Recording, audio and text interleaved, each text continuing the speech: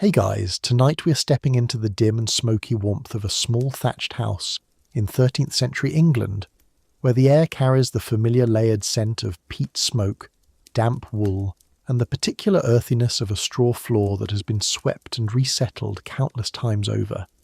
A single tallow candle, burned almost to its base, casts an unsteady pale light near the door, and the long, low hearth at the centre of the room still holds a few glowing embers from the evening fire, breathing out a faint, steady warmth into the close air. The walls are made of wattle and daub, hazel branches woven tightly together and packed with a mixture of clay, dung and straw,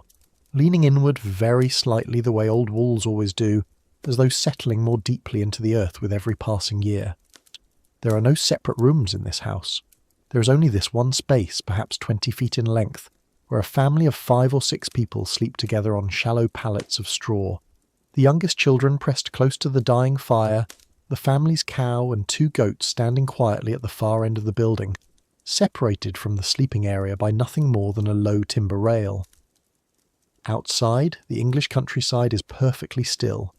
The year is somewhere around 1250, and the world has been arranged this way, in this patient and unhurried order, for longer than anyone in this village can quite remember. Come and rest here for a while with us tonight. The daily reality of life in 13th century England, for the vast majority of its population, was one of extraordinary intimacy with the land, with the turning of the seasons, and with the people one shared a single room with from the first day of life until the last. England in the 1200s was a kingdom of somewhere between 2 million and 3 million souls,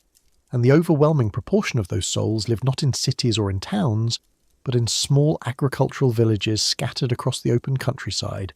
bound to the rhythms of the farming calendar and to the social structures of the feudal system that had taken firm root in the 2 centuries since the Norman conquest of 1066.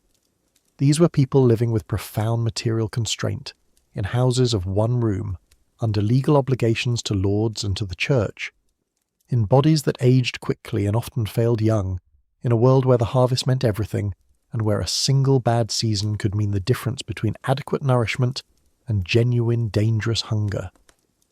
And yet within these constraints, they built lives of considerable complexity and meaning, governed by custom and community, shaped by faith and seasonal ritual, and conducted with a quiet, patient persistence that the historical record, when examined with sufficient care and patience, allows us to glimpse with real clarity.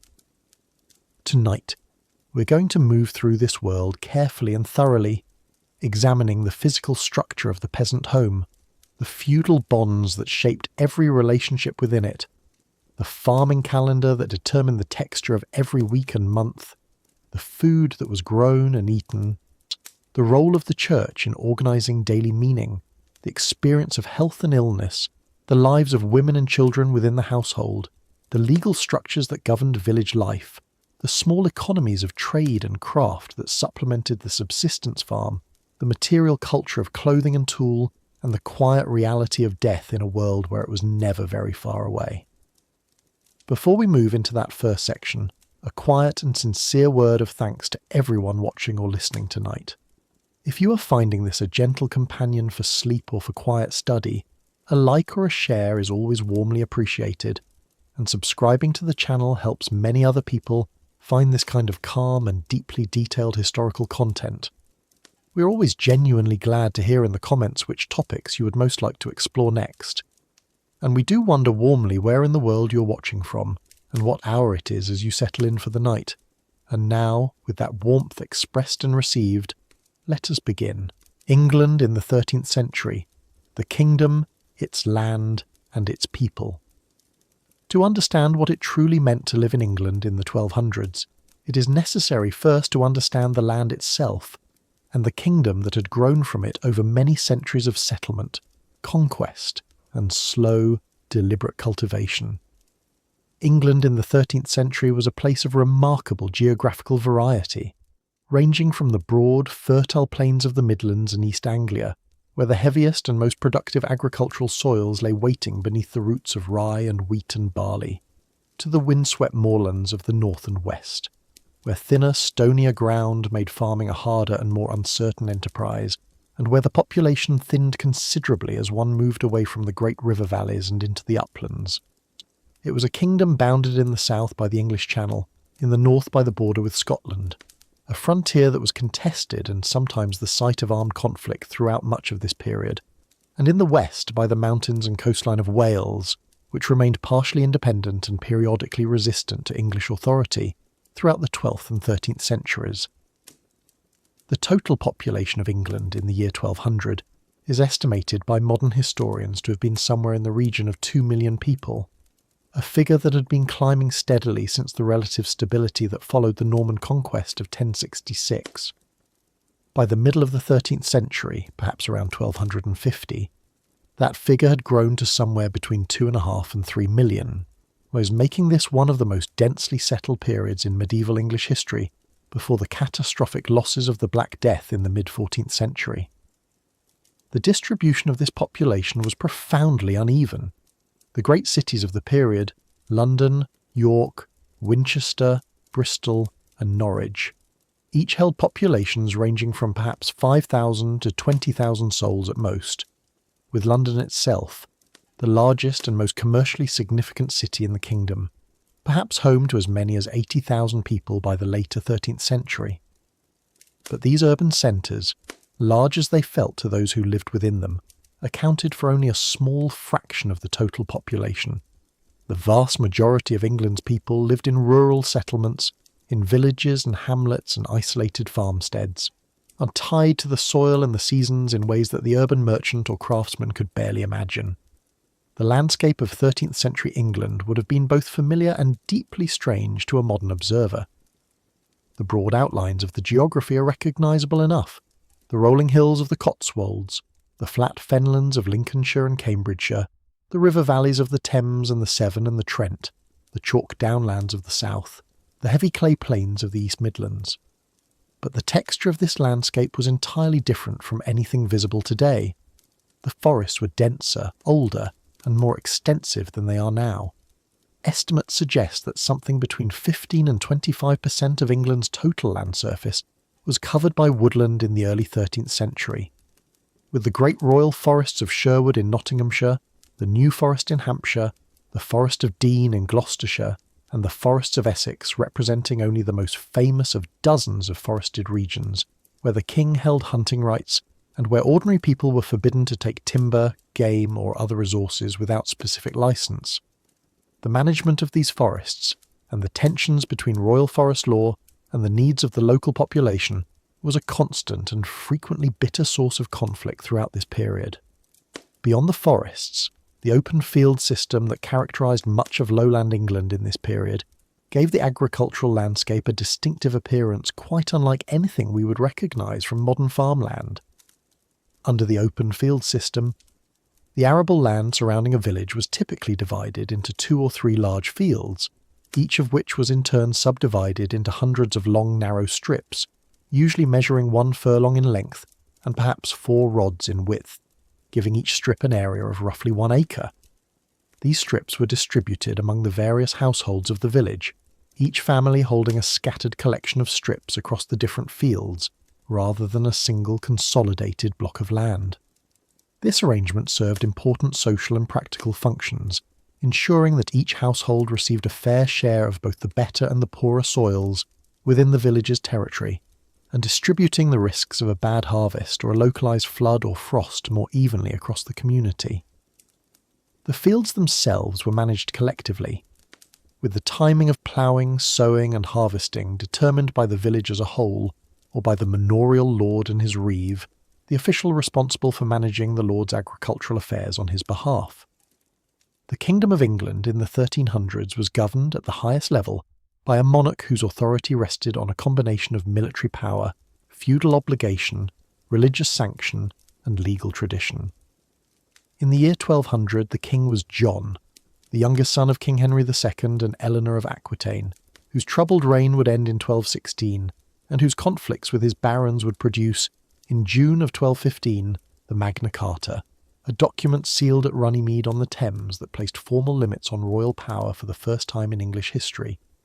John was succeeded by his 9-year-old son Henry III, who reigned for an extraordinary 56 years from 1216 until 1272, making his reign one of the longest in medieval English history and one of the most turbulent in terms of the relationship between the crown and the English baronage. It was during Henry III's reign that the conflicts between royal prerogative and baronial rights reached a new intensity, culminating in the Provisions of Oxford of 1258 and the reform movement led by Simon de Montfort, Earl of Leicester, which would produce in 1265 what is sometimes cautiously described as the First English Parliament. For the peasant family sleeping in their one-room house in the village, however, these high political dramas were remote and largely irrelevant to the immediate texture of daily life. What mattered to them was the weather, the quality of the harvest, the demands of the lord of the manor, the tithe due to the parish priest, the health of the animals, the state of the tools, and the well-being of the children. The kingdom's political history formed a kind of distant background to their existence, occasionally intruding in the form of military levies, increased taxation, or the passage of armed men through the village, but for the most part leaving the daily rhythms of peasant life undisturbed, year after year, decade after decade, generation after generation, in a continuity so deep and so settled that it must have felt to those who lived it more like nature than like history. And it is into this quiet, persistent, deeply human continuity that we now begin to look more closely. The feudal structure. How society was ordered and maintained. The feudal system that governed life in 13th century England was not a single, unified legal code imposed from above in a tidy and coherent fashion, but rather a complex, layered and often inconsistent web of customs, obligations and relationships that had developed gradually over the 2 centuries following the Norman conquest,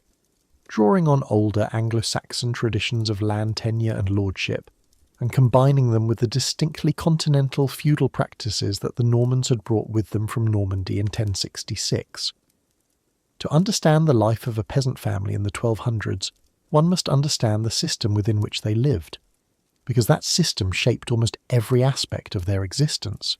and from the land they farmed and the house they lived in, to the court that judged their disputes, and the lord whose goodwill or ill temper could determine whether their family prospered or suffered in any given year. At the very apex of the feudal hierarchy stood the king, who held, in theory, all the land in England by right of conquest and by divine sanction, and who granted portions of that land to his great lords, known as tenants-in-chief or barons, in exchange for military service, counsel and loyalty. These great lords, who might hold dozens or even hundreds of manors scattered across different counties of England, in turn granted portions of their lands to lesser lords, known as knights or sub-tenants, who owed them military service, attendance at their courts, and a range of other customary obligations. The knights and lesser lords in turn presided over manors, which were the basic units of the feudal economy, each consisting of a village or cluster of villages, a hall or small castle where the lord resided, or had his representative reside, a home farm or domain cultivated directly for the lord's benefit, and the lands occupied and worked by the peasant population.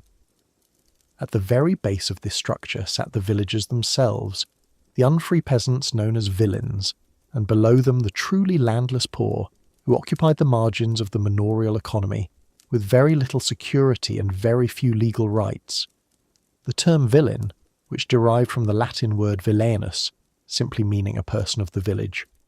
referred in 13th century English law to a category of unfree tenant, whose legal status was defined by their obligation to perform labour services for their lord in exchange for the land they farmed.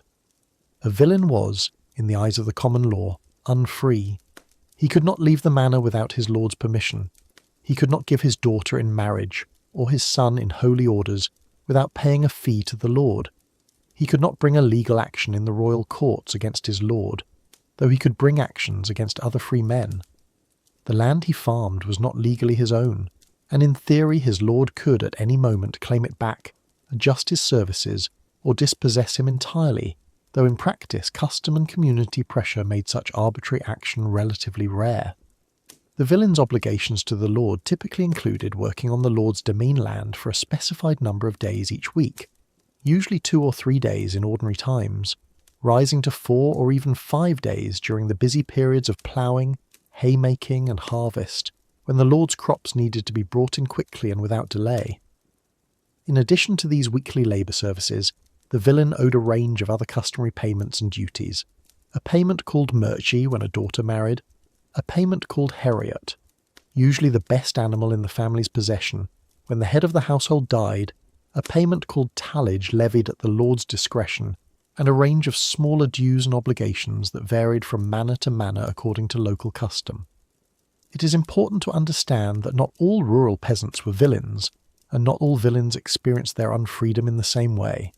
Free tenants, who held their land by fixed payments of rent rather than by labour service, enjoyed a considerably higher degree of legal and practical security.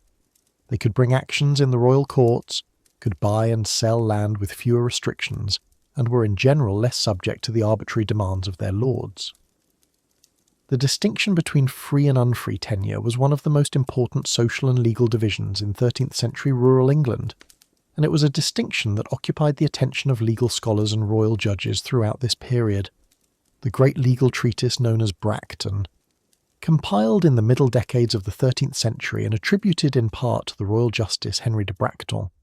devoted considerable attention to the question of what precisely distinguished free from unfree tenure,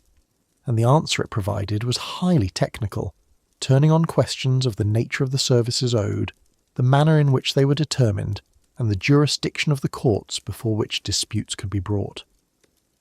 For ordinary villagers, however, the distinction was felt in much simpler and more immediate terms. The free tenant could go to the king's court if the lord treated him unjustly, while the villein could not, and this difference in access to royal justice represented a gulf of considerable practical significance in the daily experience of manorial life. Below the villeins, in terms of wealth and security, sat the cottagers and smallholders, peasants who held only a few acres of land, or sometimes no land at all beyond a small garden plot, and who depended on a combination of wage labour, common rights, and the charity of the community to sustain themselves through the year. The common rights to which village dwellers were entitled, the right to graze animals on the common pasture, to gather wood from the common woodland, to cut peat or turf for fuel from the common waste, were often the slender margin between sufficiency and genuine destitution for the poorest families in the village, and any encroachment on those rights by an ambitious lord or a prosperous neighbour was felt with great intensity. The management of the commons, and the disputes that arose around it, occupied a significant portion of the business of the manor court, which we will examine in greater detail in a later section of tonight's exploration. The great lords and their knights occupied a world entirely different in material terms from that of the village peasant, though they shared the same landscape and breathed the same English air.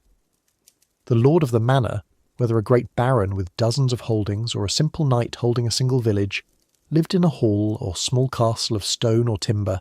ate food of considerably greater variety and quality than anything available to his tenants,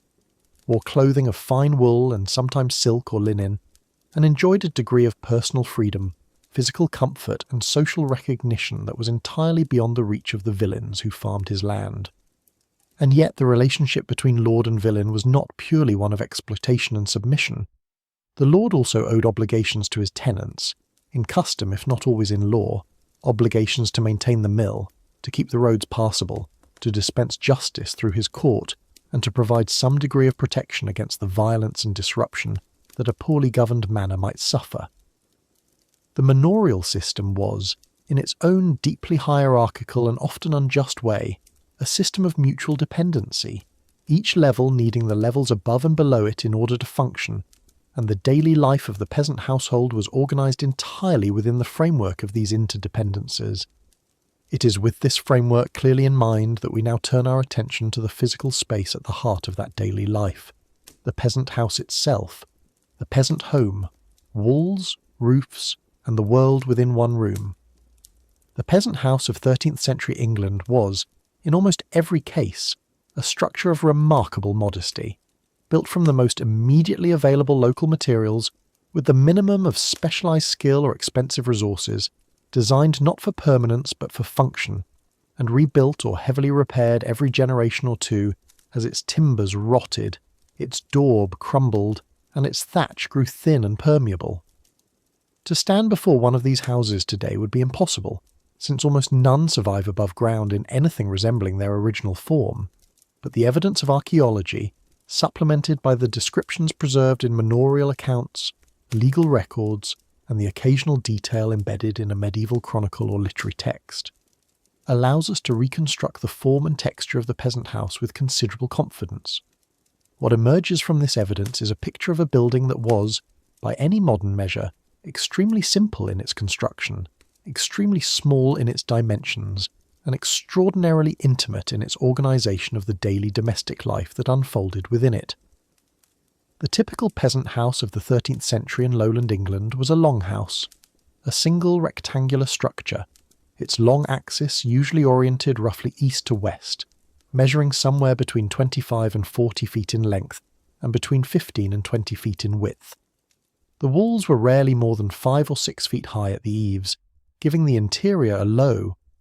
enclosed quality that was intensified by the downward slope of the thatched roof and the permanent dimness that resulted from windows that were, when they existed at all, nothing more than small unglazed openings in the wall covered by a wooden shutter, or a piece of oiled linen that admitted some light while keeping out at least a portion of the wind and rain.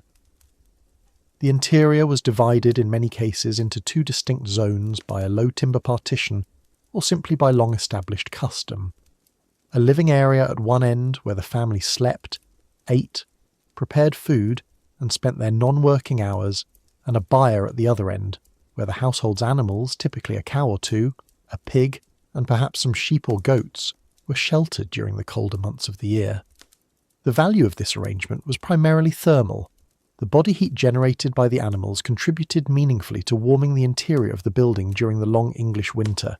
and the smell and sound of the animals, which would strike a modern observer as deeply uncomfortable, would have been entirely unremarkable to those who had grown up within it. The construction of the walls followed one of several techniques depending on the region of England and the materials available locally. In many parts of lowland England, including much of the Midlands and the South, the most common technique was the cruck frame, in which pairs of curved timbers, usually cut from naturally bent oak trunks, were set into the ground or onto low stone footings and raised to form the principal structural bays of the building. These cruck blades, and as they are known to modern architectural historians, were joined at the top by a horizontal tie beam and at the ridge by a ridge pole, creating a framework strong enough to carry the weight of the roof without needing the walls to bear any structural load at all. The walls themselves, filled between the structural timbers with panels of wattle and daub, were therefore primarily enclosures against wind and rain rather than load-bearing elements, and their relative fragility was less of a structural problem than it might appear to a modern observer accustomed to thinking of walls as the primary structural element of a building. The wattle work, made by weaving thin hazel or willow rods between upright stakes driven into the ground, was then plastered on both sides with a mixture of clay, chalk, dung, and straw, and smoothed by hand and left to dry in the open air. When new, this daub would have had a pale, smooth appearance, but over the years it would crack and darken with smoke, and patches would need to be regularly replaced as damp and frost worked their way into the fabric of the wall. In areas where stone was locally available and relatively affordable, such as parts of the Cotswolds, the limestone belt of the East Midlands, and the chalk downlands of the south, peasant houses might have walls of dry stone or mortared rubble, which offered greater permanence and better insulation against the wind than timber and daub. Archaeological excavations at deserted medieval villages, of which there are several hundred known sites across England, most famously at Warham Percy in North Yorkshire, where systematic excavation over many decades has revealed the plans of dozens of medieval peasant houses in extraordinary detail, have demonstrated that stone-walled longhouses could persist for several generations before requiring major reconstruction, while their timber and daub counterparts in clay vale areas often needed to be substantially rebuilt within 30 or 40 years. The floors of these houses were almost invariably of packed earth, levelled and compacted by long use, sometimes strewn with rushes or straw to absorb moisture and provide a degree of insulation from the cold ground below, and swept or replaced periodically when the accumulation of dirt, animal waste and food debris made them too unpleasant even by the standards of the time. The roof of the peasant house was its most vulnerable element, the one most subject to the deterioration of weather and the passage of time. Thatch, made from wheat straw, rye straw, or water reeds depending on what was locally available and affordable, was the universal roofing material for peasant houses in almost all parts of England throughout the medieval period. A properly laid thatch roof, done with good materials and professional skill, could last 30 or 40 years, shedding rain effectively and providing excellent insulation against both cold and heat. But thatch required regular maintenance, with new material worked into thinning or damaged areas every few years, and a thatch roof neglected or poorly applied could become permeable to rain within a decade, leading to the rotting of the timbers beneath it and the eventual collapse of the whole structure. The labour of thatching was itself a skilled trade, and thatchers would travel between villages offering their services, charging fees that represented a significant expenditure for a peasant family, managing on a very tight budget of time and resources. The risk of fire was also a constant and serious concern with thatched roofs, and the close proximity of the central hearth fire below meant that a stray spark could ignite the underside of the thatch and engulf the whole structure in a matter of minutes, a catastrophe that manorial records from this period document with depressing regularity across many different counties of England. The interior of the single living room was organised around the central hearth, a flat space of beaten earth or flat stone in the middle of the floor, on which wood or peat was burned throughout the day and banked as smouldering coals through the night. There was no chimney. The smoke from the fire rose slowly into the interior of the roof space, finding its way out through gaps in the thatch, through a small louvre or opening in the gable end, or simply through whatever gaps existed in the fabric of the building. The result was a permanently smoky interior, the timbers of the roof stained black with accumulated soot over many years, the air carrying a constant faint haze that was not entirely unpleasant when the fire was burning well on dry fuel, but which could become thick and eye-watering when the wood was green or wet, or the wind was in the wrong direction. Against the walls of the living area, low wooden platforms or simply heaps of straw served as beds. The family members sleeping together for warmth, wrapped in coarse woolen blankets that would have been among the household's most valuable portable possessions. A rough wooden table, a few stools or benches, an iron pot or two, some wooden bowls and spoons, a few earthenware jugs, a hand quern for grinding small amounts of grain, and the tools of the family's agricultural trade, spades, sickles, wooden rakes, hanging from pegs or propped in corners, completed the furnishings of a space that was, for an entire family, simultaneously home and workshop and refuge and sleeping place, the most important location in their entire world. And it is within this space, smoky and close and warm, that we will continue to explore the texture of their daily existence, life on the manor, lords, obligations, and the bond to the land. The manor was the fundamental unit of rural organisation in 13th century England, the social, economic and legal framework within which the daily life of the peasant family was almost entirely contained. The word manor, derived from the Anglo-Norman French word manere, meaning a dwelling or estate, referred not primarily to the physical buildings of the lord's residence, though these were certainly part of what the term encompassed, but to a complex and often ancient set of rights, obligations, revenues and jurisdictions that attached to a particular piece of land and to the people who farmed it. Each manor was, in a sense, a small world unto itself, with its own customs, its own court, its own officers, its own agricultural arrangements, and its own particular texture of relationships between the lord and his tenants. The historian who studies manorial records from different parts of 13th century England is struck not by the uniformity of the system, but by the extraordinary variety of its local expressions, the way that customs that were universal in principle were realised in practice through hundreds of local variations, each rooted in the specific history, geography, and personalities of a particular place and time. The manorial domain, the portion of the manor's arable land that was farmed directly for the lord's benefit, rather than being held by tenants, typically occupied between 1/4 of the total cultivated acreage of the manor, though this proportion varied considerably from one estate to another, depending on the lord's economic priorities and the history of the holding. On the domain, The work was carried out partly by the labour services owed by villein tenants, partly by the work of full-time agricultural servants known as famuli, who were paid in a combination of cash, food, and accommodation, and partly by the hire of additional casual labourers during the periods of peak demand, particularly at harvest time when every available pair of hands in the village might be required to bring in the crop before the weather broke. The domain was managed by the Lord's Reeve, who in most manors was himself a villein, elected or selected from among the more competent and trusted members of the village community,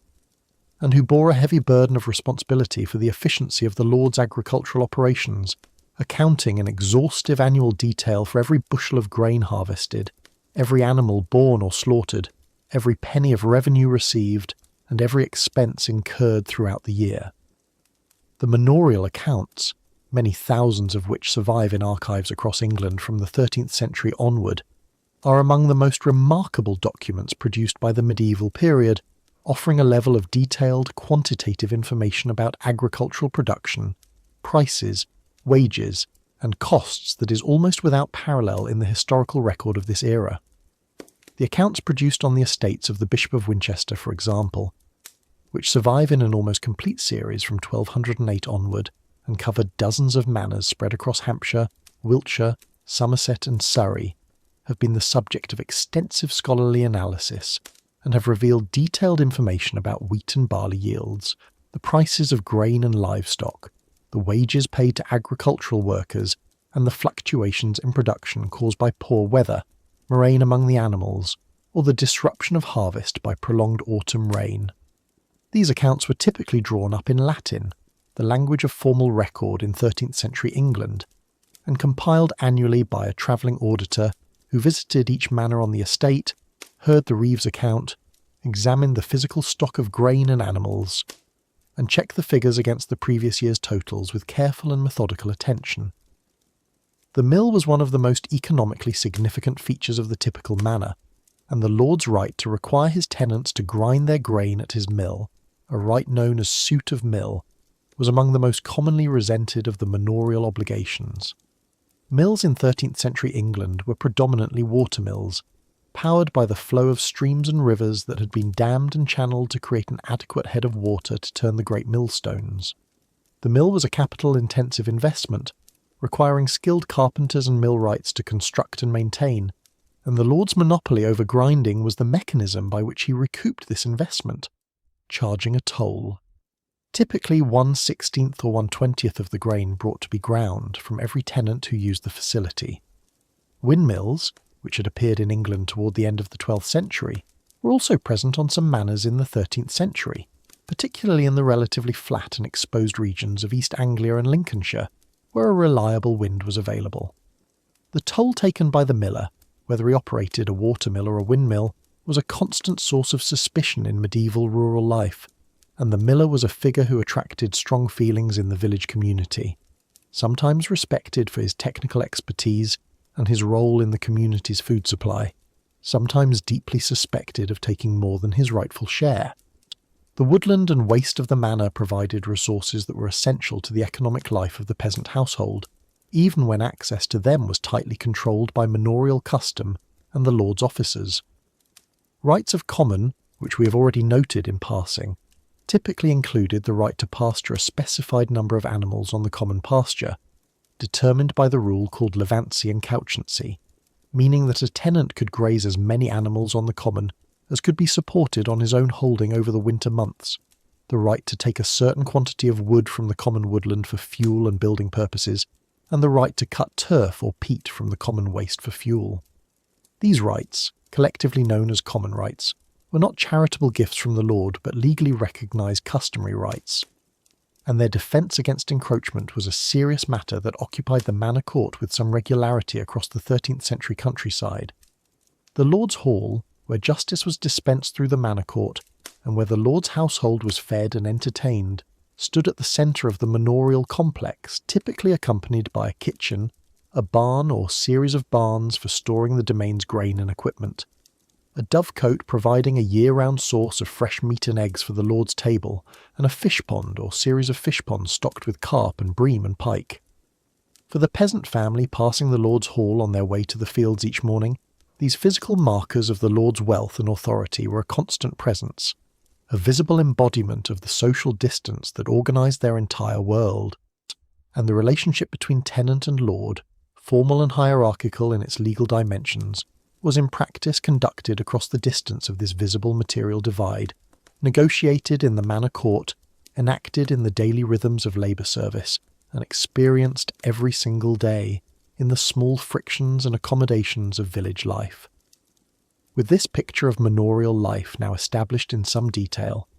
we turn our attention to the rhythms that governed the peasants' days most immediately and most powerfully, the great turning cycle of the agricultural year. The agricultural year, ploughing, sowing, harvesting, and rest. The rhythm of the agricultural year determined the texture of almost every day in the life of a peasant family in 13th century England, imposing on them a cycle of labour and rest, of urgency and patience, of physical exhaustion and modest recovery that followed the turning of the seasons with a regularity so deep and so persistent that it must have felt less like a schedule and more like a fundamental condition of existence. The farming year did not begin in January, as the modern calendar year does, but was felt to begin in the autumn, with the ploughing and sowing of the winter corn, the crops of wheat and rye that would be in the ground through the cold months and would spring up again with the warmth of March and April, ready for harvesting in the late summer of the following year. This autumn ploughing, which typically occupied the months of September, October and November, was among the most physically demanding tasks of the entire year, requiring the cooperation of multiple households to pool their plough animals, since few individual peasant families owned a full team of 8 oxen, the standard complement for the heavy mouldboard plough used across most of lowland England in this period. The heavy plough of 13th century England was a formidable piece of technology for the world that produced it. A wheeled wooden frame fitted with an iron coulter to cut through the turf, a ploughshare to lift and turn the soil, and a mouldboard to throw the cut sod to one side, creating the characteristic ridge and furrow pattern that still survives in many English pasture fields as a ghostly trace of medieval cultivation. A plough of this kind, with its iron fittings carefully smithed by the village blacksmith and its wooden frame shaped and maintained by the household itself, represented a significant investment of resources, and the iron components in particular were valuable enough to be carefully preserved, repaired, and passed down from one generation to the next. The plough team of 8 oxen, which was needed to pull this heavy implement through the stiff, clay-rich soils of much of lowland England, was almost always a shared resource, assembled from the animals contributed by several households in a cooperative arrangement that the community negotiated each autumn. The management of this cooperation, deciding who contributed which animals, who drove the plough, who led the team, and how the work of ploughing was allocated across the different strips held by the contributing households, was a complex social negotiation that generated both solidarity and friction within the village community in roughly equal measure. In the weeks following the autumn ploughing, the seed for the winter corn was sown by hand, the sower walking steadily back and forth across the ploughed strips, with a basket of seed grain hanging from his shoulder, casting the grain in broad, even arcs with a practised flick of the wrist. Sowing was a skill that required experience and judgment, and the quantity of seed used per acre, typically between 2 and 4 bushels for wheat and somewhat more for rye, was an important economic variable that the Reeve tracked carefully in his accounts. After sowing, the field was harrowed, dragged with a frame of wooden or iron tines to break up the larger clods of earth and cover the seed more evenly, a task accomplished by a lighter team of horses or oxen drawing the harrow back and forth across the sown ground. Then the field was left to the winter, and the family's attention turned to the autumn tasks of the farmstead, gathering and storing hay for the animals, stripping and drying the dried beans and peas that would serve as winter fodder and human food alike, slaughtering the animals that could not be supported through the winter on the household's limited stock of hay and fodder, and salting or smoking the meat to preserve it for the months ahead. The late autumn slaughter, Indian known as Martinmas because it typically fell around the feast of St. Martin on the 11th of November, was one of the most significant events of the domestic year, providing the household with most of the preserved meat it would consume through the winter months. Pigs were the most commonly slaughtered animals at this time, since they were omnivorous efficient converters of household waste and woodland mast into body weight, and their flesh preserved well in salt. A prosperous peasant household might have 2 or 3 pigs to slaughter in November, a poorer household perhaps only 1,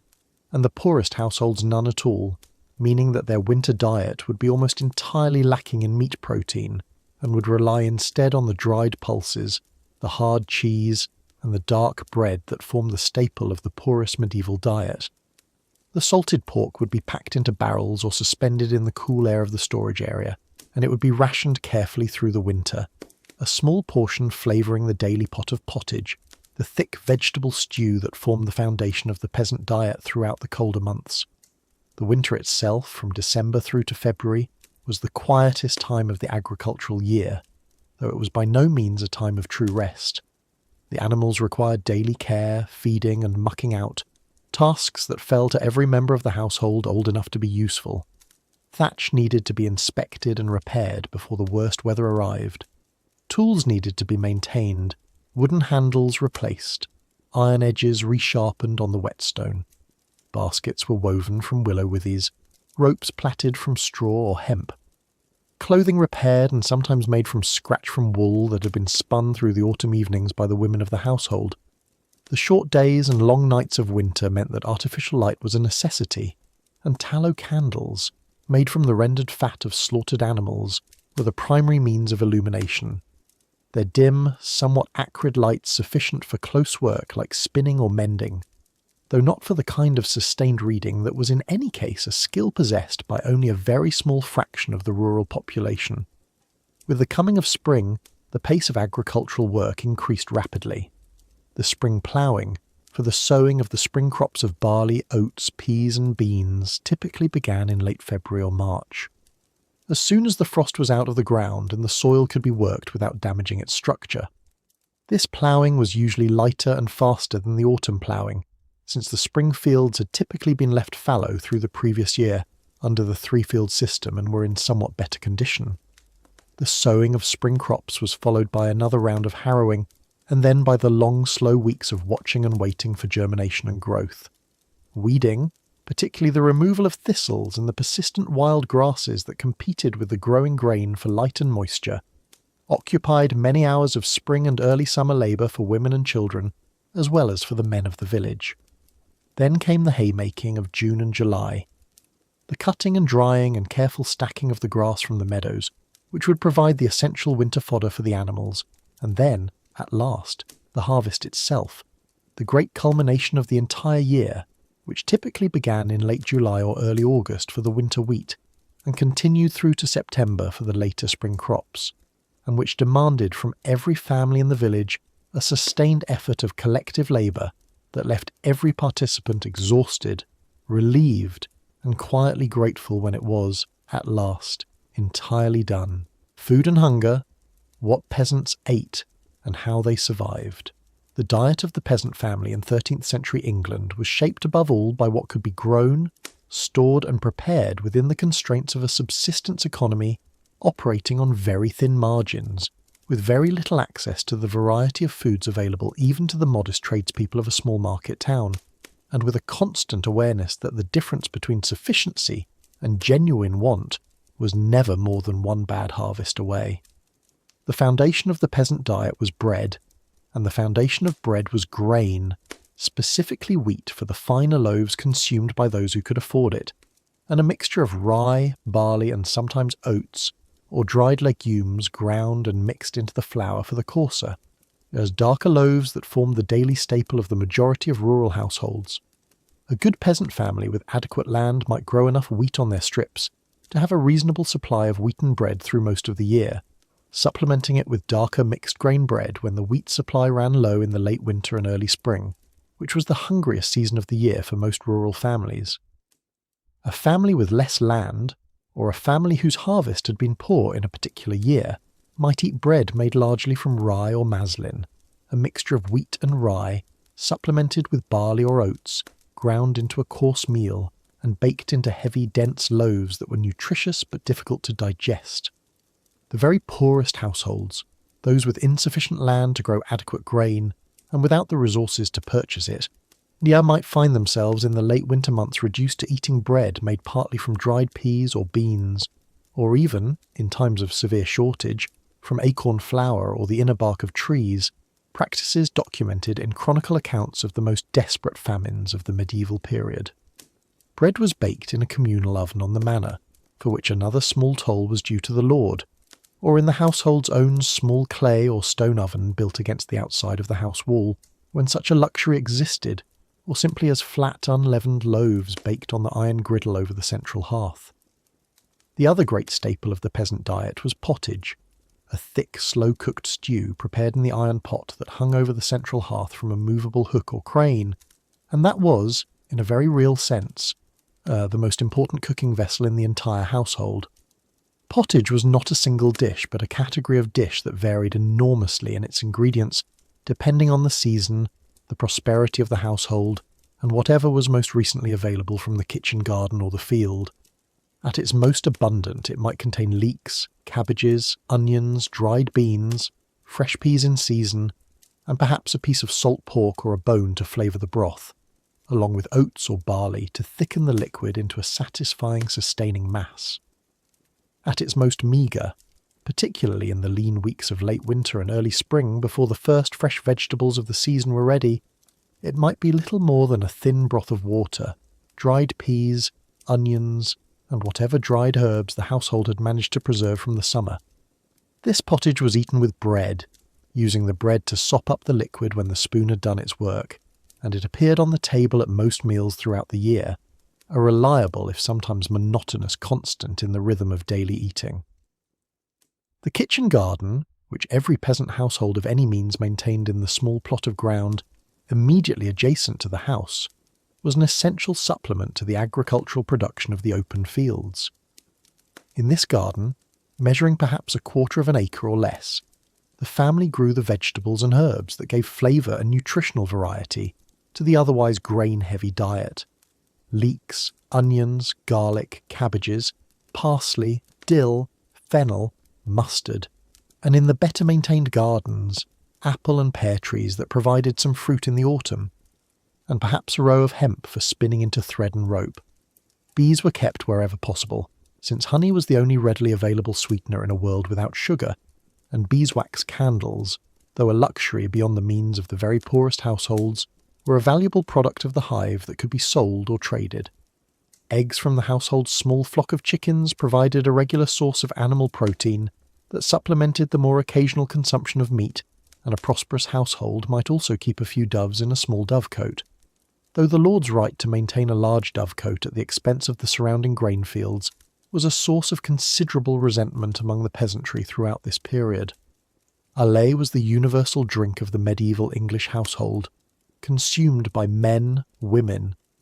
and children alike at every meal, in quantities that would strike a modern observer as extraordinary.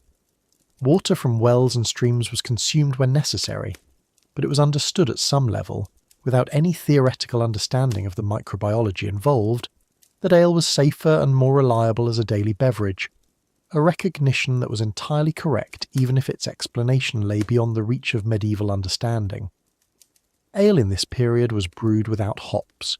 which would not appear in English brewing until the 15th century, and was flavoured instead with a mixture of herbs known as groot, typically including bog myrtle, yarrow and wild rosemary. It was brewed in the household by the alewife, usually the woman of the house, using barley malt as the primary ingredient, and it was ready to drink within a few days of brewing. It was also relatively low in alcohol by modern standards, consumed for its caloric value and its flavour as much as for any other property,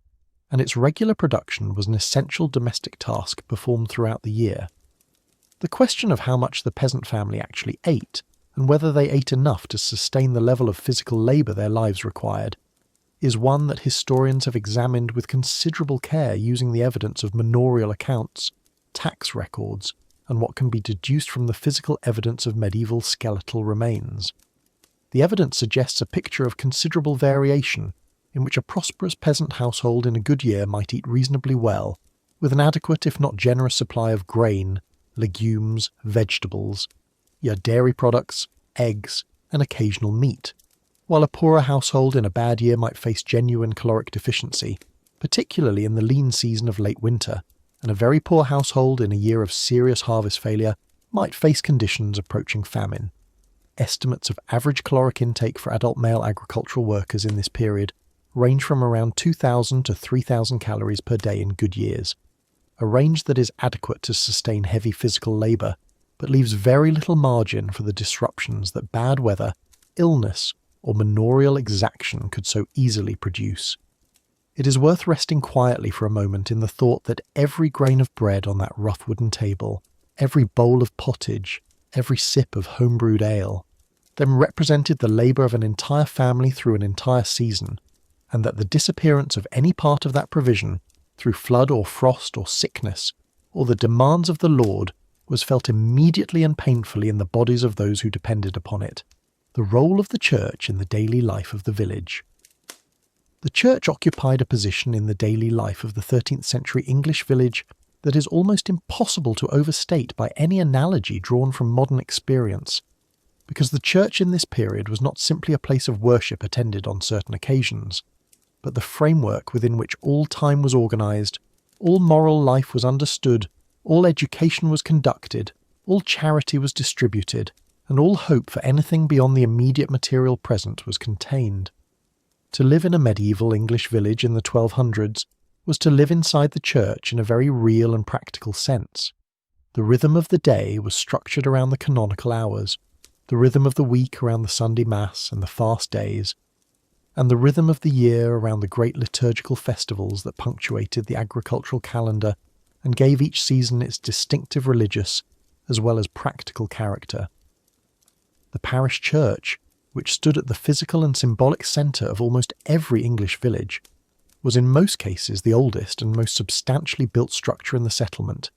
its stone walls and modest tower or small steeple rising above the thatched roofs of the surrounding houses with an authority that was both architectural and spiritual. The building of stone parish churches had proceeded steadily across England throughout the 11th and 12th centuries, and by the 13th century most English villages, however small, possessed a church of some kind, even if it was a very modest building of 1 or 2 bays with no tower and no aisles, barely distinguished architecturally from the larger domestic buildings nearby. Inside, the church was divided by the rood screen into the nave, where the lay congregation stood or knelt, and the chancel, where the priest celebrated the Mass at the stone altar, and where the sacred mysteries of the Eucharist were enacted each Sunday and on the great feast days of the year. The interior walls were typically painted with biblical scenes and representations of the saints, providing a visual catechesis, a form of religious instruction through images, for a congregation that was almost entirely illiterate. These paintings, which survive in fragmentary form in dozens of English parish churches, had depicted the Last Judgment in vivid and sometimes alarming detail above the chancel arch, the lives of the patron saints on the nave walls, and scenes from the New Testament on the chancel walls, creating a total visual environment of doctrinal and devotional content that surrounded the worshipper on every side. The parish priest was a figure of considerable importance in the social life of the village, though the quality and character of that importance varied enormously, depending on the individual priest, his level of education, the adequacy of his income, and the degree to which he was resident in his parish, rather than absent and served by a poorly paid curate. The income of the parish priest derived primarily from the tithe, the obligation on every parishioner to contribute 1/10 of the annual produce of the land to the support of the church and its minister, an obligation that had the force of both ecclesiastical and, from the late Anglo-Saxon period, secular law. The tithe was paid in kind rather than in money in most rural parishes. 1/10 of the grain harvest, 1/10 of the hay, 1/10 of the newborn animals, 1/10 of the produce of the kitchen garden. Its collection was the subject of constant negotiation, and sometimes of significant resistance, particularly in years when the harvest had been poor, and the peasant household felt the tithe as an additional burden on an already inadequate supply. In addition to the Sunday Mass and the feast day services, the church punctuated the significant moments of every individual life with a series of ritual observances that gave shape and meaning to the transitions from birth to marriage to death. The newborn child was baptized as quickly as possible after birth, typically within a day or two at most, because the unbaptized child who died was believed to be excluded from the full blessings of salvation, a doctrine that added considerable anxiety to the already precarious period of the newborn's first days of life. The baptism was performed at the stone font, a permanent fixture of every parish church, by immersion, or by the pouring of water over the child's head, with the godparents, typically 3 in number for the peasant class,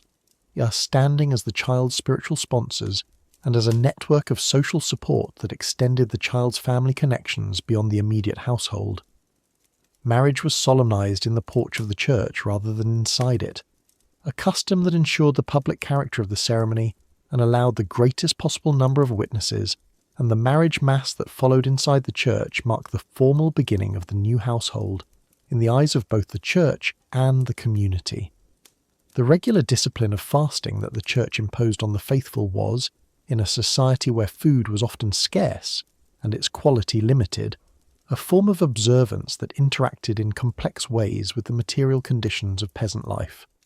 The church required abstinence from meat on Fridays and Saturdays, on Wednesdays in some traditions, during the 40 days of Lent before Easter, during Advent before Christmas, and on the vigils of major feast days, a total of perhaps 150 days in the year on which meat was forbidden. Fish was permitted on fast days, and for those who lived near the coast or a river, or who could afford to purchase fish from a travelling merchant, this was a real alternative. For the inland village peasant with no access to fresh fish and insufficient money to purchase salted herrings or dried cod, the fast day diet was simply the regular diet minus the occasional meat, which for many of the poorest households changed very little about what actually appeared in the pot. The church's dietary demands and the economic realities of peasant life thus moved in an uneasy relationship throughout this period, one that the church's theologians and bishops addressed intermittently in their writings, but that was resolved in practice at the local level through a mixture of compliance, accommodation, and quiet evasion. The parish priest was also responsible for hearing the confessions of his parishioners, a requirement that the Fourth Lateran Council of 1215 had formalised by requiring all Christians to confess their sins and receive communion at least once a year, at Easter. The annual confession gave the priest an intimate window into the moral and emotional lives of his parishioners, and it imposed on him a corresponding obligation of discretion and pastoral care that not all incumbents were equally equipped to meet. The Church also maintained, through its courts, a jurisdiction over a wide range of matters related to personal conduct, marriage, wills, and the tithe, a jurisdiction that brought the institutional authority of the Church directly into the practical affairs of everyday village life, in ways that were felt as both a support and a constraint, depending on the circumstances of the particular case. As we move forward in our exploration of life in 13th century England,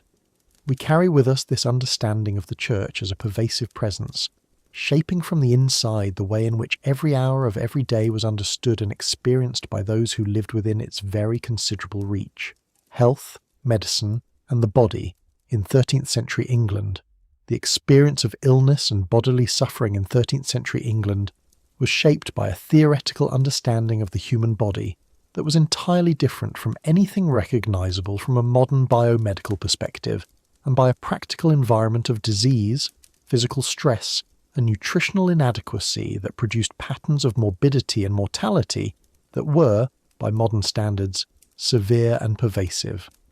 To understand health in the medieval peasant village is to understand a world in which the average life expectancy at birth was perhaps 35 to 40 years, not because people commonly died in their 30s, but because the enormous weight of infant and childhood mortality dragged the average down dramatically. So that those who survived the first decade of life might well live into their 50s or 60s, albeit in bodies marked by the accumulated strains of hard physical labour, repeated illness, and dietary deficiency in ways that made them old by any modern standard. The theoretical framework within which illness was understood in this period derived primarily from the classical tradition of Hippocrates and Galen, which had reached 13th century England through the mediation of Arabic scholarship, particularly the encyclopedic medical writings of Ibn Sina, known in Western Europe as Avicenna, whose canon of medicine, translated into Latin in the 12th century, served as one of the principal textbooks of medical education at the universities of the period. This classical tradition held that the human body was constituted by 4 humours: blood, phlegm, yellow bile, and black bile, each associated with particular qualities of heat, cold, moisture, and dryness, and each associated with particular organs of the body. Health was understood as the proper balance of these 4 humours, and illness was understood as their imbalance, caused by a combination of environmental factors, dietary choices, emotional states, and astrological influences. The treatment of illness in this framework was therefore primarily a matter of restoring humoral balance through the adjustment of diet, the prescription of medicines chosen for their humoral properties, and when necessary the removal of excess humour through bleeding, purging, or the application of cupping vessels to the skin. The physicians who had been trained in this theoretical tradition at the universities of Oxford, Paris, Bologna, or Salerno were, however, almost entirely inaccessible to the peasant population of a 13th century English village. Their fees were far beyond the reach of any ordinary rural household, and their practice was concentrated in the towns and cities where wealthier patrons could afford their services. What the village household had access to instead was a much older and more empirical tradition of practical healing, carried primarily by women, particularly older women with long experience of childbirth, childhood illness, wound care, and the treatment of common ailments, who combined a practical knowledge of locally available medicinal plants with prayers, charms, and ritual invocations that sat on the permeable boundary between the accepted practice of popular devotion and the condemned practice of magic or witchcraft. This figure, sometimes called the wise woman or the cunning woman, was a recognised and generally valued member of the village community, consulted for a range of ailments that range from the treatment of infected wounds and digestive complaints to the provision of help in difficult childbirths and the management of fever in young children. The garden of medicinal herbs maintained by the local parish priest, or more elaborately by the monks of a nearby monastery, also represented an important resource for local communities, and monastic infirmaries served as the closest equivalent to a hospital available to the rural poor in many parts of England. The great Benedictine monasteries in particular, such as those at Canterbury, Durham, Winchester and Westminster, maintained extensive herb gardens, whose contents were carefully managed according to the theoretical principles of humouralism, as well as the accumulated practical wisdom of the monastic tradition. And the infirmarian, the monk responsible for the care of sick brothers and the provision of medical charity to the poor at the monastery gate, was typically among the most learned and practically skilled members of the community. Herbs commonly grown in the physic gardens of 13th century England and used in the treatment of common ailments included feverfew for the treatment of fevers and headaches, comfrey as a poultice for bruises and broken bones, plantain for the healing of wounds and sores, or yarrow as a styptic to arrest bleeding, wormwood for the treatment of intestinal parasites, and elderflower for its diaphoretic properties in the management of fevers.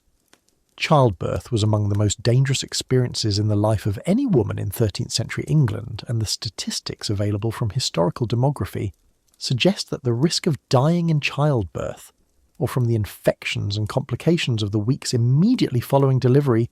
was very considerably higher than anything experienced in the modern developed world.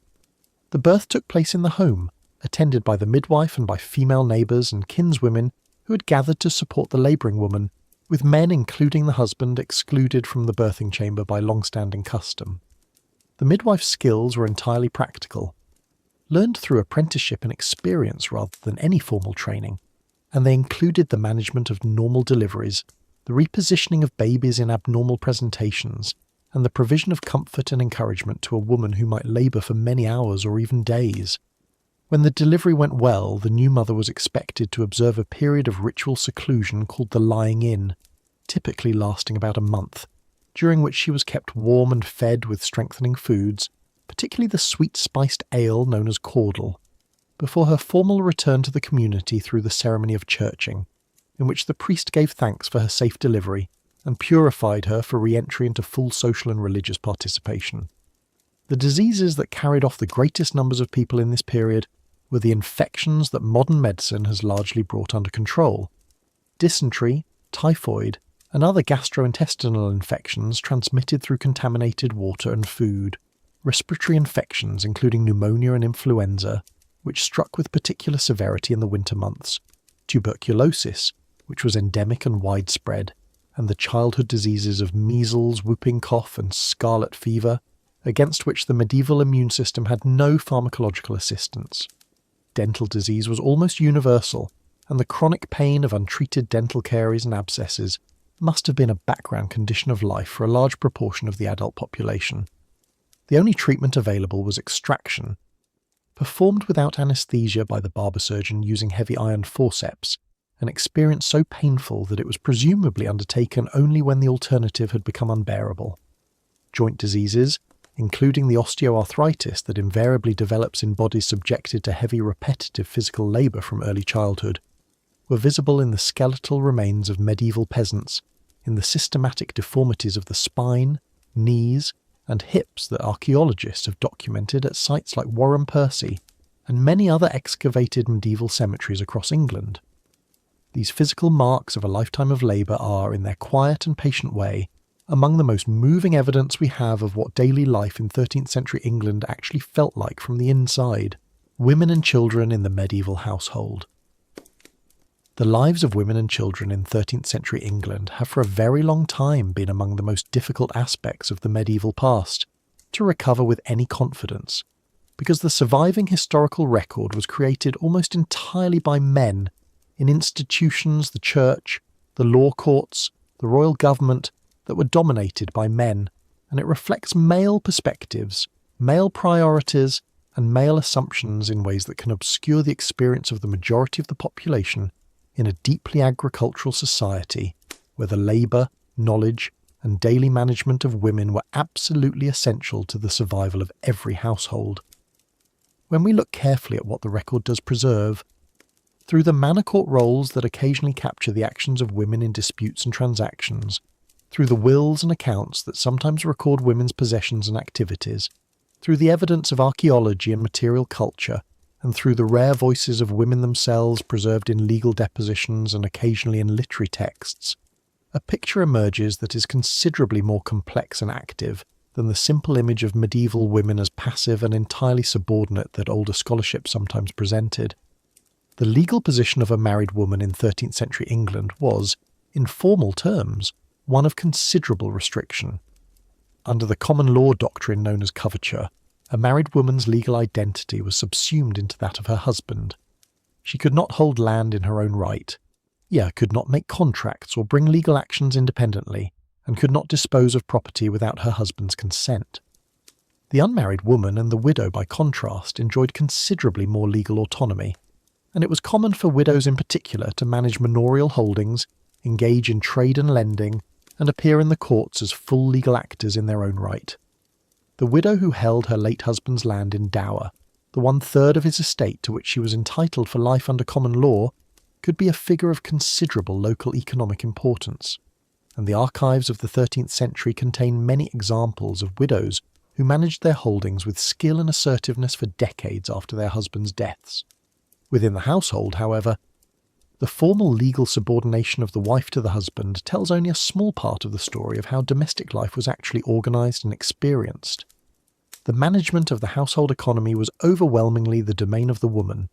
The production and preservation of food, the management of the dairy herd and the poultry, the cultivation of the kitchen garden, the brewing of ale, the production of cloth from the raw wool of the household sheep, through the sequential processes of washing, carding, spinning and weaving, the care of the sick, the management of the children, and the maintenance of all the complex social relationships with neighbours, kin, and the church that constituted the household's place in the community. This labour, though it did not appear in the manorial accounts and was not rewarded with legal recognition, was the foundation on which the entire economy of the peasant household rested, and its absence through illness or death was a catastrophe from which a household might take years to recover. Spinning was perhaps the most constant and pervasive of women's domestic tasks, carried out at almost every moment of leisure, while watching the animals, while sitting with neighbours, while recovering from the immediate demands of other work, using the drop spindle, which remained the standard spinning technology for the peasant household throughout this period, to transform the raw wool into the thread that would then be woven on the household loom into the cloth from which clothing was made. A household that produced its own cloth, as most peasant households did, could save the considerable expense of purchasing woven fabric from the market. But the labour involved was enormous, and historians have estimated that producing enough cloth to clothe a family of 5 through the year required something in the region of 800 hours of spinning alone, not counting the additional labour of carding and weaving, a figure that makes clear why spinning occupied women's hands whenever a moment was available. The woman who could be seen spinning as she walked the path to the well, or as she sat in the doorway of the house on a summer evening, was not engaged in an optional or supplementary activity, but in one of the most economically essential tasks of the household economy. The childhood of a peasant child in 13th century England began, as we have noted, with the serious danger of the first months of life, when the risk of death from infection, from the complications of birth, or from the many ailments that struck infants with particular severity, was very high by any modern standard. Children who survived the first 2 or 3 years of life entered a world in which the expectation of adult labour began very early.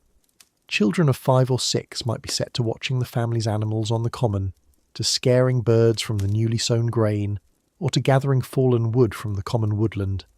Tasks that were light enough for small bodies, but that were nonetheless real contributions to the household economy.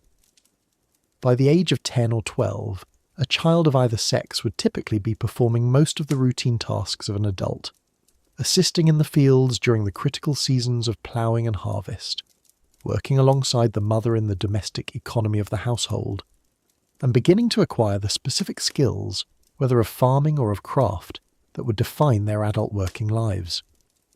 The formal education available to peasant children in 13th century England was minimal.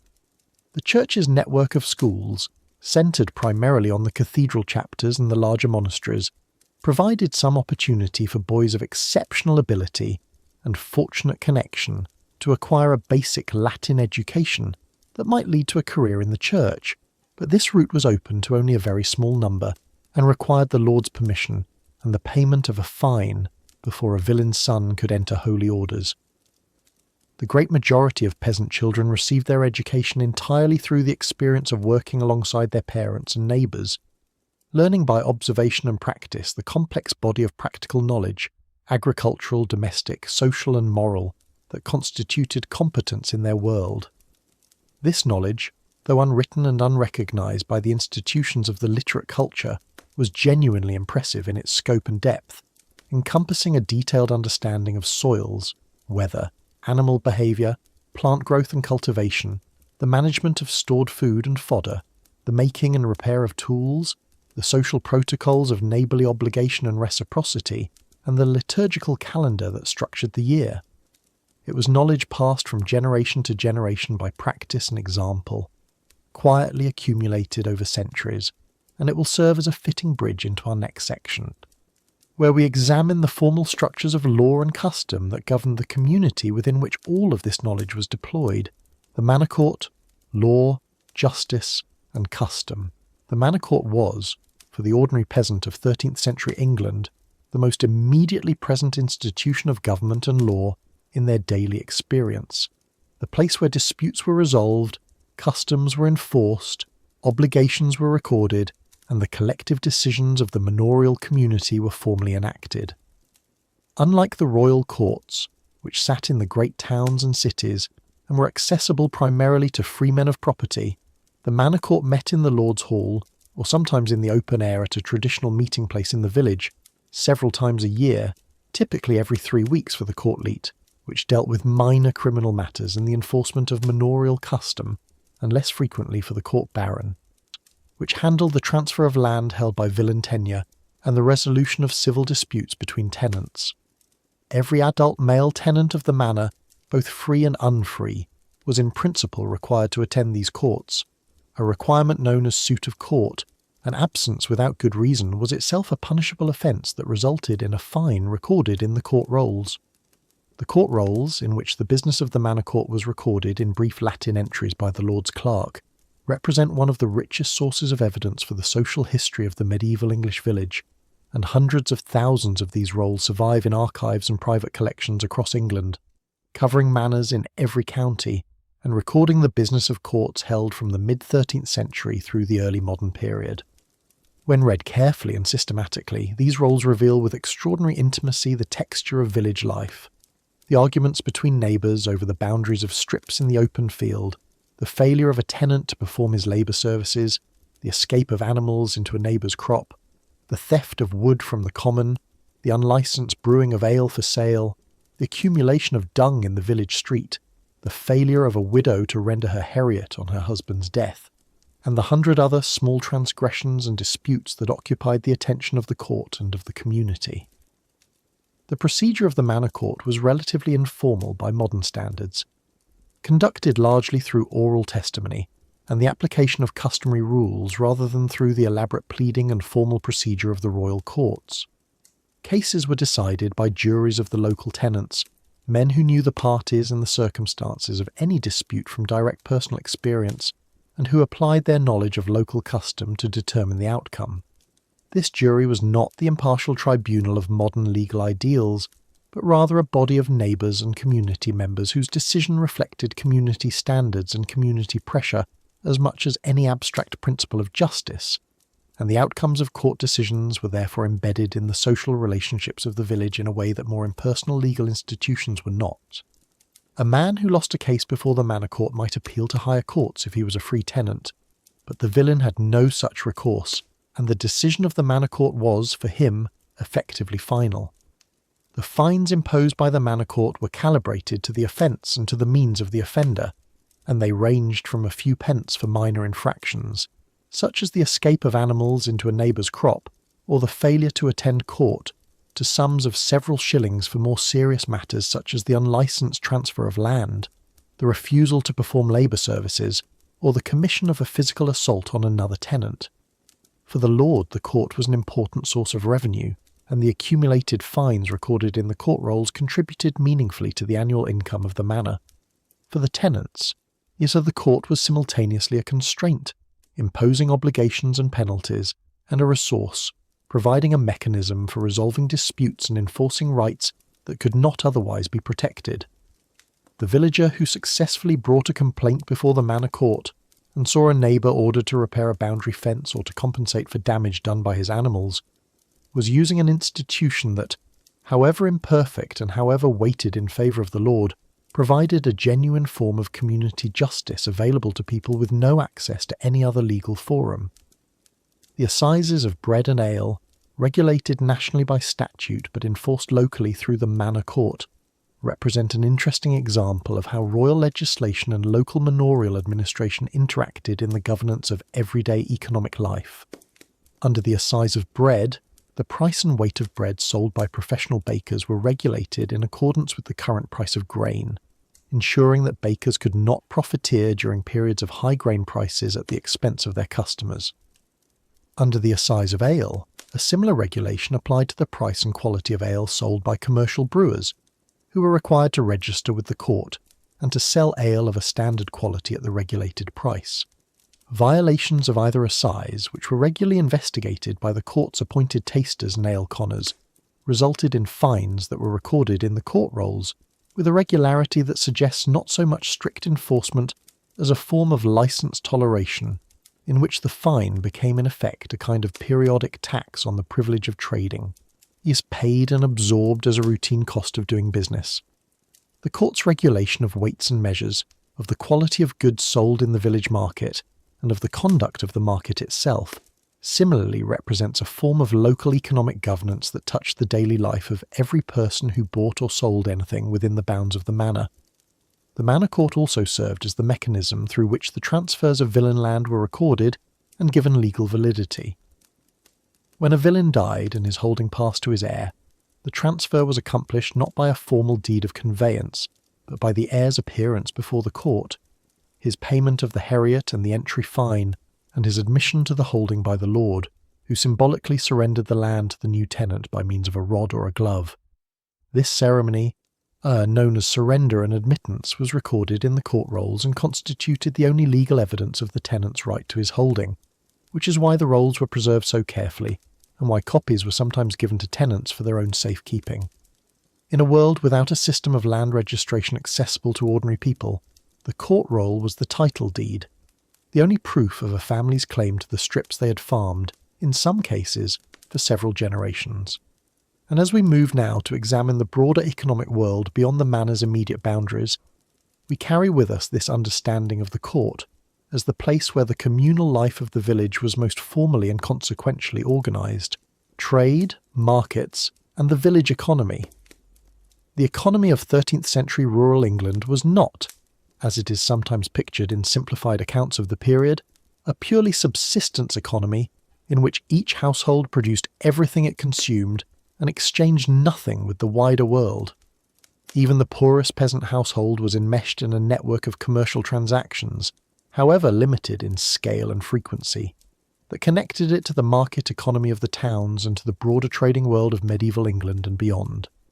The payment of rents, dues, and fines in money, which became increasingly common throughout the 12th and 13th centuries, as landlords converted labour services and in-kind payments into cash obligations, required peasant households to generate some monetary income,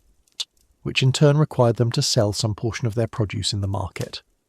The money economy, far from being alien to the world of the peasant village, was a pervasive presence in it, if one that operated at a very different scale and with very different implications than the market economy of the town.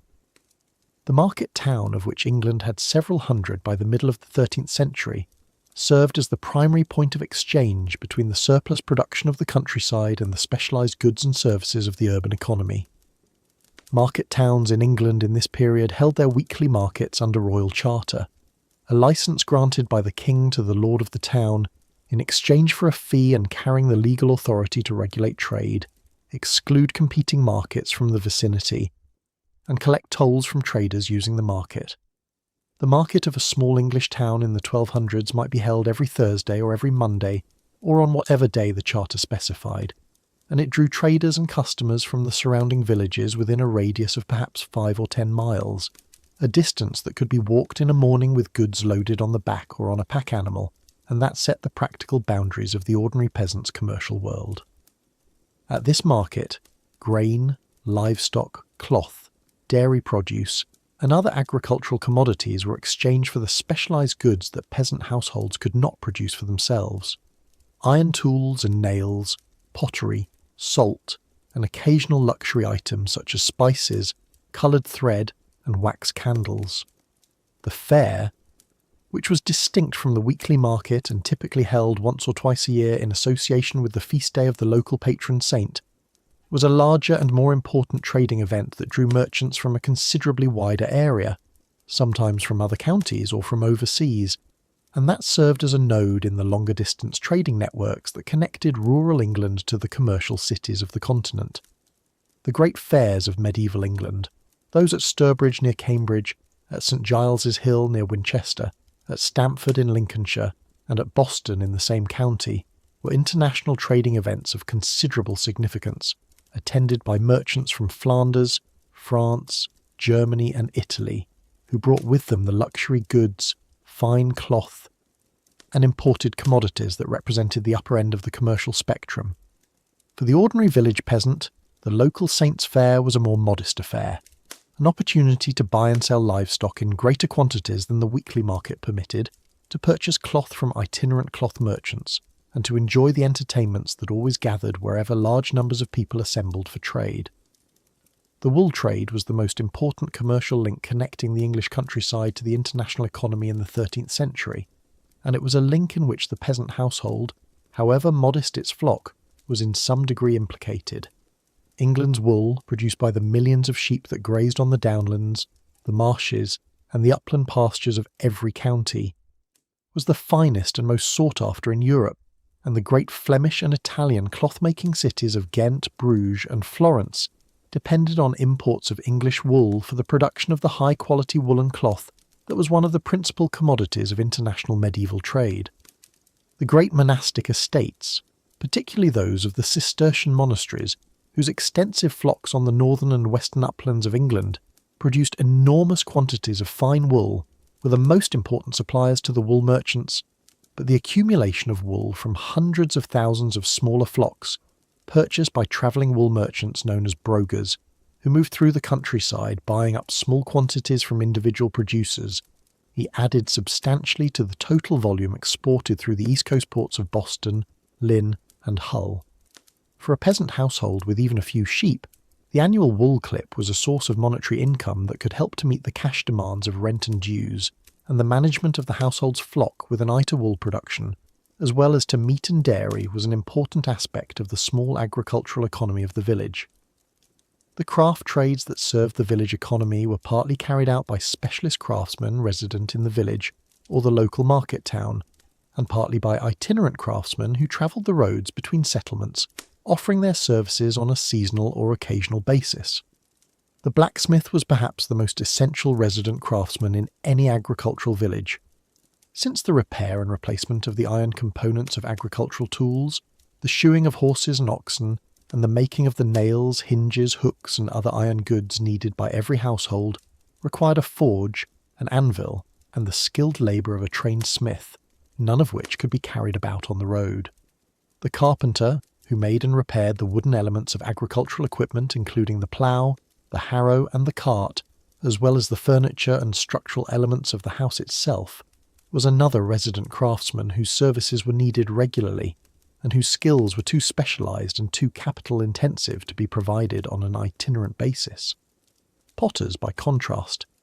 often worked from workshops outside the village and distributed their products through the market or through specialist distributors who moved between settlements by pack horse, and the evidence of pottery distribution in medieval England suggests that by the 13th century even rural households were using mass-produced ceramic vessels made at regional production centres rather than local hand-formed pots. These patterns of trade and craft, small in their individual dimensions and modest in their individual transactions, added together to form an economic web of considerable complexity and extent that connected every village in England, through however many intermediate links, to the great commercial world of the medieval period, clothing, craft, and the material life of the village. The material culture of the 13th century English peasant household, the tools, clothing, furnishings, and domestic objects that filled the one-room home and that the family used in every hour of every day, was a world away from the material abundance of modern life, but it was not therefore a world of miserable or uniform poverty. Within the constraints of a very limited income and a very restricted access to traded goods, the medieval peasant household assembled a collection of material objects that reflected considerable craft skill, practical ingenuity, and a deeply developed aesthetic sensibility that expressed itself in the decoration of even purely functional items with carved details, coloured thread, or the pleasing shapes that a skilled hand naturally imposes on the materials it works with. The study of these objects through the evidence of archaeology, of inventory records, and of the detailed descriptions preserved in legal and literary texts, reveals a world of material life that was simpler than our own, but by no means without its own textures of beauty and craft. Clothing in 13th century England was made almost entirely from wool and linen, the two fibre sources that were universally available in an agricultural economy that kept sheep for their fleece and grew flax for its stem fibres. The basic garment for both men and women was the tunic or kirtle, a long garment of undyed or naturally coloured wool worn next to the body, belted at the waist and reaching to the knee for men or to the ankle for women, and over this might be worn a second outer tunic or surcoat of heavier wool, and in cold weather a loose cloak or mantle fastened at the shoulder with a simple metal or bone brooch. The quality of the wool from which clothing was made varied enormously by social position. The peasant's tunic was woven from the coarse, rough fleece of local breeds, undyed or dyed in the simple fugitive colours achievable with locally gathered plant materials such as weld for yellow, woad for blue, and madder for a range of reds and oranges, while the clothing of the lord's household was made from finer, more evenly woven cloth, perhaps purchased from a specialist cloth merchant at the fair, and dyed in richer and more permanent colours using expensive imported dye-stuffs. Linen, woven from the spun fibres of the flax plant that was grown in small quantities in many village kitchen gardens, was used primarily for undergarments and for the head coverings that women wore in public as a mark of respectability and of their conformity with the church's teaching about female modesty. Footwear was typically of leather, simple turnshoe construction, in which a single piece of tanned cowhide was folded and stitched around the last, and then turned inside out so that the rough flesh side was on the outside, and the smoother grain side lined the interior of the shoe. These shoes, made by the village cordwainer or cobbler, or purchased from a travelling dealer in leather goods, wore out relatively quickly on the rough surfaces of the medieval countryside. And the archaeological record from medieval settlement sites regularly yields substantial quantities of fragmentary shoe leather, including the small shoes worn by children, which provide touching evidence of the physical scale of medieval childhood.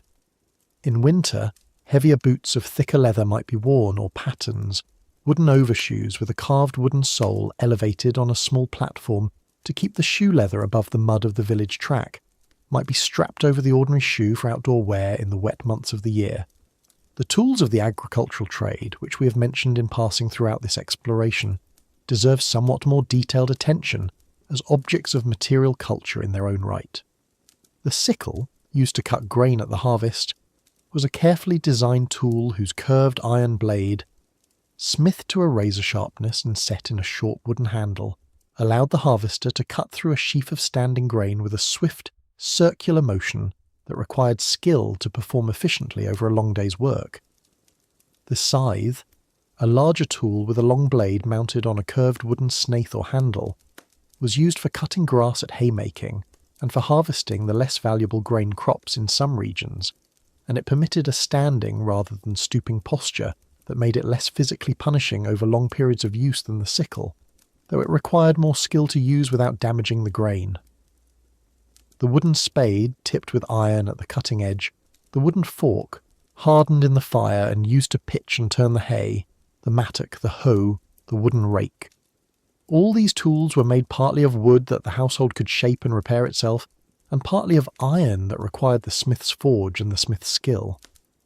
Their maintenance was a constant occupation of the winter months, when the fields were quiet and the tools could be inspected, resharpened and repaired in preparation for the coming year's work.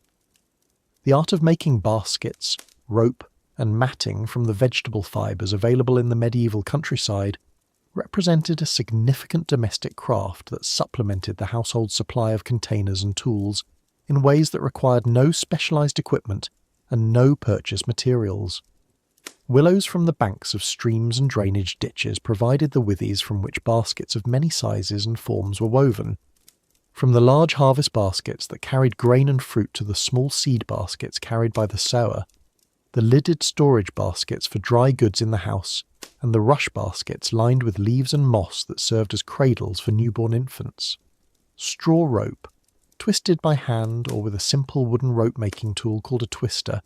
served to bind sheaves at harvest, to secure thatch, to make the simple harness that controlled cattle and horses at work, and to tie together the wattle panels of the house wall.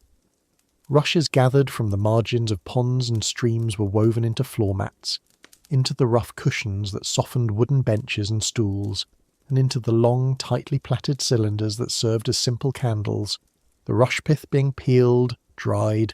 re-and dipped in tallow to make rushlights that burned for perhaps half an hour each, and provided the cheapest form of artificial light available to the poorest households.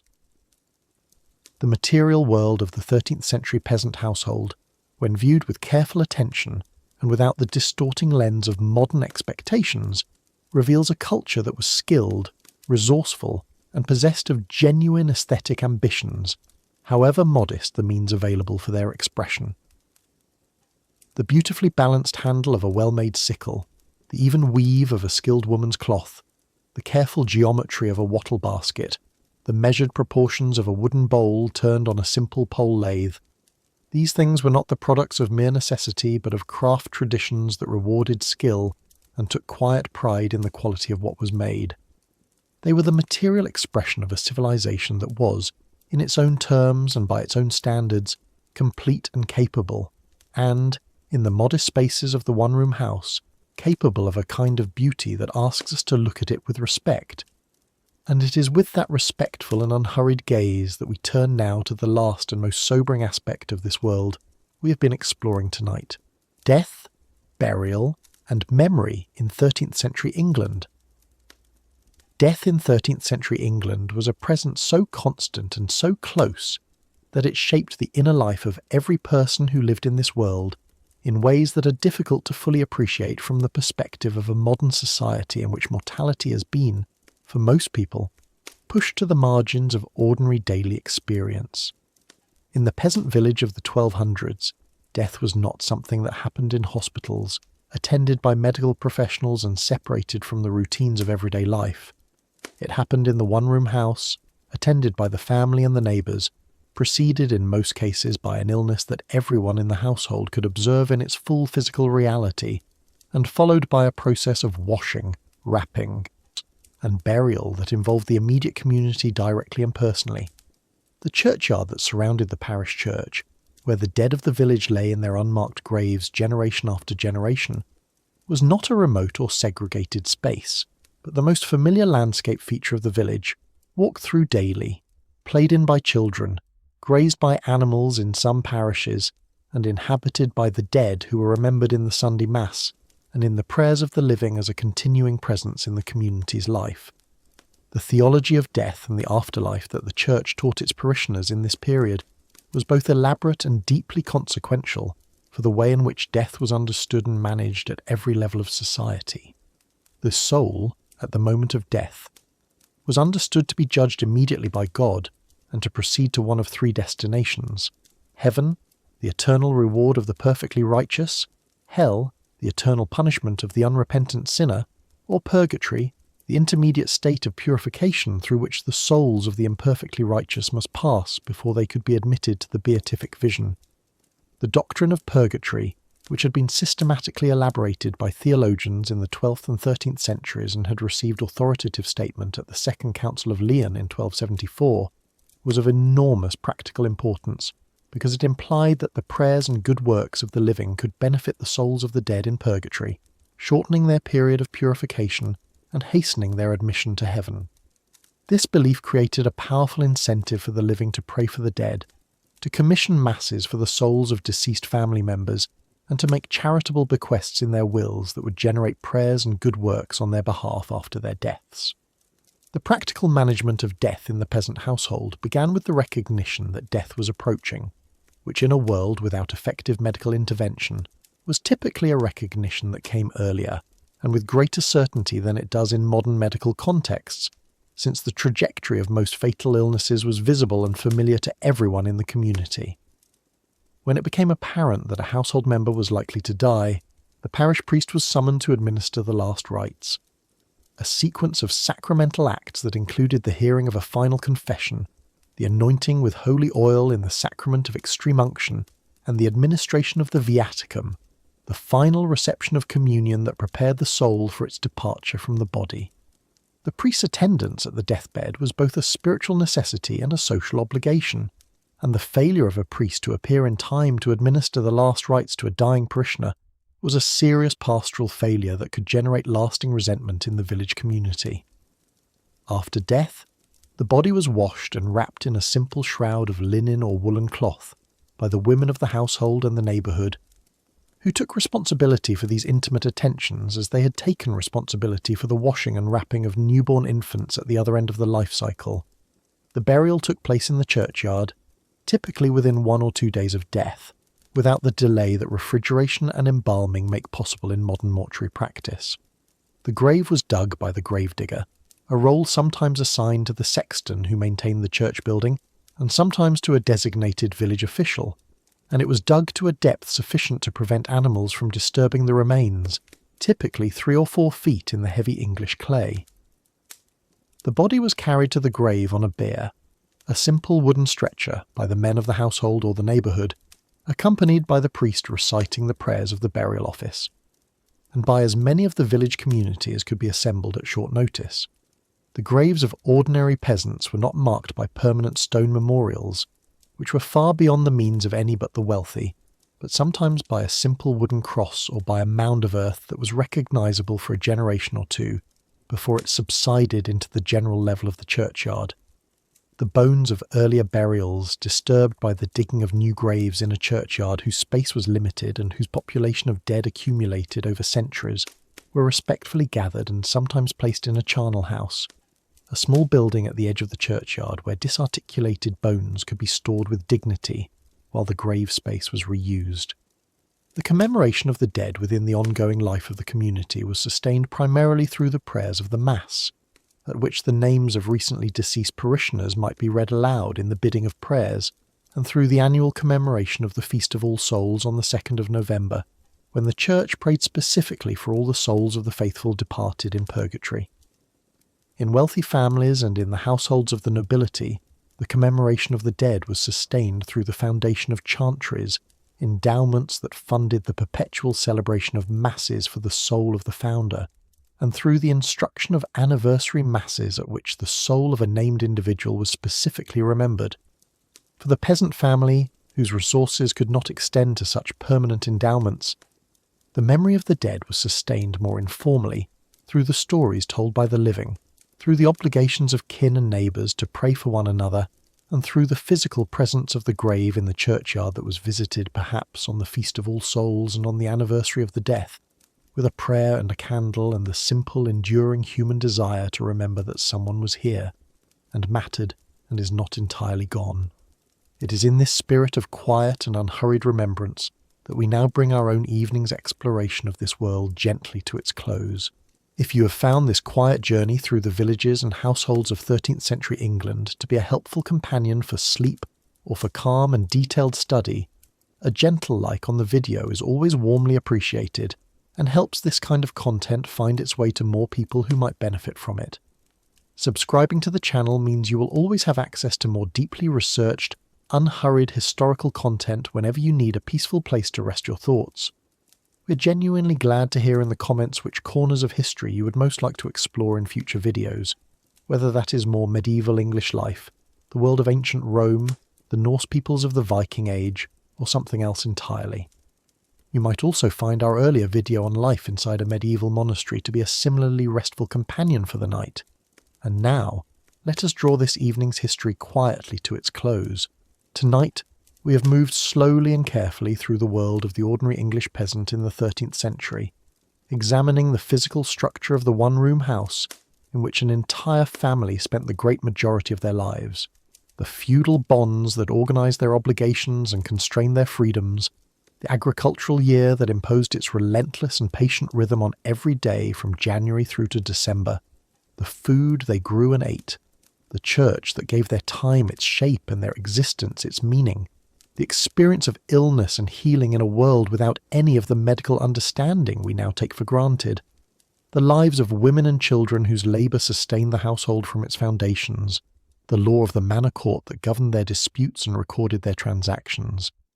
the modest but real connections to the market economy that surrounded even the smallest village, the clothing and craft objects that filled their daily lives with skill and sometimes with beauty, and the presence of death that was never more than a breath away.